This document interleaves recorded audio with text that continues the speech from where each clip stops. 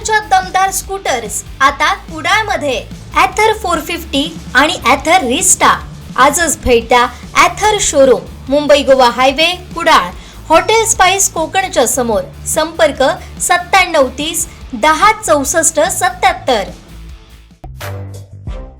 देवगड शुक्रवार आठवडा जुना बाजारपेठेतील गटार लाईनच्या कामावरून नागरिकांकडून नाराजी व्यक्त होत आहे. पाहूयात.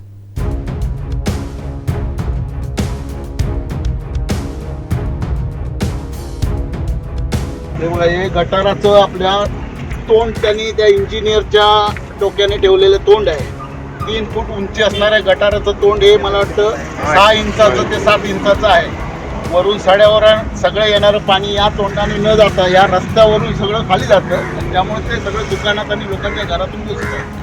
हे याची काही दुरुस्ती वेळेवर व्हावी. पण नगरपंचायतीचं काम आहे. त्यांच्या लक्षात आलं पाहिजे की आपण एवढे सगळे रस्ते गटार साफ करतोय, हे जाणारं पाणी इथून जर तोंडच नसेल पाणी आज जायला गटारात तर ते रस्त्यावरूनच जाणार आहे. त्यामुळे रस्ता अर्धा वाहून गेलाय. गटार मात्र स्वच्छ तसं आहे तसं पूर्वीप्रमाणे राहिलेलं आहे. तेव्हा याची काही दुरुस्ती वेळेवर व्हावी. त्याच्यामुळे पाणी सगळं रस्त्यावरून खाली जातं आहे, दुकानातून जातं आहे, घरातून जातं आहे. रस्त्याचं काम चालू असताना गटाराचं काम ज्यावेळी झालं त्यावेळी त्यांना सूचना दिलेली होती. नगरपंचायतचे इंजिनियर जे आहेत त्यांना सुद्धा बोलवलेलं होतं की रस्त्याची उंची आणि गटाराची उंची याच्यात आता काही तो जो काय भेदभाव राहिला आहे, म्हणजे उंची वाढली गटाराची, रस्ता राहिला खाली. त्यामुळे पाऊस पडल्यानंतर पाणी गटारातून जाण्याऐवजी गटारातलं पाणी रस्त्यावर येतं आहे. ते उलट झालं. त्यावेळी सांगितलेलं होतं की रस्त्याच्या उंचीबरोबर गटाराची उंची ठेवा. पण त्यांनी गटाराची उंची जी 3 फूट खाली जायची होती ती न जाता गटाराची बाजूची उंची वाढवली आहे. त्यामुळे काय झालं आहे, पाणी सगळं रस्त्यावरून जातं आहे. आणि दुसऱ्या वेळी ज्यावेळी चौकशी केली की रस्त्याची परिस्थिती अशी आहे, उतार आहे, शुक्रवारचा बाजार असतो, इकडून जाणारे मोटरसायकल जे खड्डे पडले आहेत किंवा खडी वाहते याच्यामुळे बरेच जण पडले सुद्धा तिथे, अपघात झाले. त्याच्यावर त्यांनी आम्हाला अशी उत्तरं दिली की दुसऱ्या बाजूचं एक गटार जे आहे रस्त्याच्या ते झाल्यानंतर आम्ही रस्ता करू. आत्तासुद्धा पावसाळ्यात प्रॉब्लेम काय होतो आहे की हे जे गटार नवीन बांधलेलं आहे त्याचं मुख्य तोंड आहे वरती, माडिक यांचं घर आहे त्या कॉर्नरला, तर त्या कॉर्नरचं तोंड आत्ता पूर्ण बंद झालेलं आहे. त्यामुळे वरून जे येणारं पाणी आहे पूर्ण म्हणजे तारामुंबरी नाक्यापासून सगळं पाणी येतं ते रस्त्यावरून येऊन या रस्त्यावरूनच वाहत खाली जातं आणि जाणारं पाणी मग खाली लोकांच्या दुकानातून आणि घरातून जातं. तसंच हे गटार इथून जिथे दुसऱ्या गटारला जॉईंट होतं यशोदा हॉटेलजवळ, तिथे सुद्धा 2 गटाराचे जॉईंट हे वेगवेगळ्या ठिकाणी आहेत. म्हणजे एकत्र आली पाहिजे होते, ते दोन्ही टोकं वेगवेगळी झाले.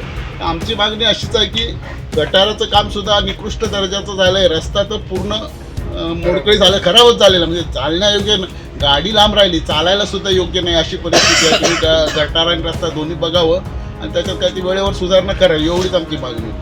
एकंदरीत फक्त इथून देवगड जामसंडे नगरपंचायत फक्त हक्काच्या अंतरावर आहे, अगदी हक्काच्या अंतरावर आहे.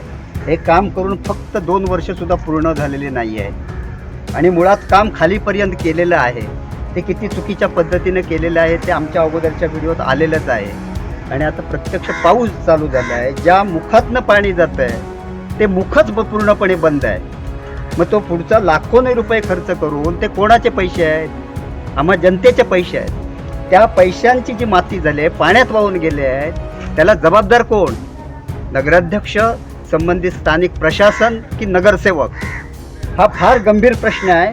आज स्थानिक उपस्थित ग्रामस्थ जर बघितले तर ह्या विषयाची किती तीव्रता आहे तुमच्या लक्षात येईल.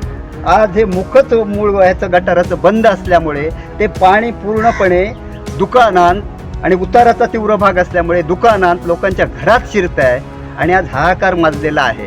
ह्याला संबंधित नगरपंचायत, प्रशासन, कंत्राटदार की इंजिनियर कोण जबाबदार आहे ह्याचा शोध संबंधित यंत्रणेने घेऊन जो आम्हा जनतेच्या पैशांचा अपव्यय केला आहे, आमचा पैसा जनतेचा जो पाण्यात घालवला आहे, त्यांच्यावर कडक कारवाई व्हावी अशी मी पालकमंत्र्यांजवळ मागणी करत आहे.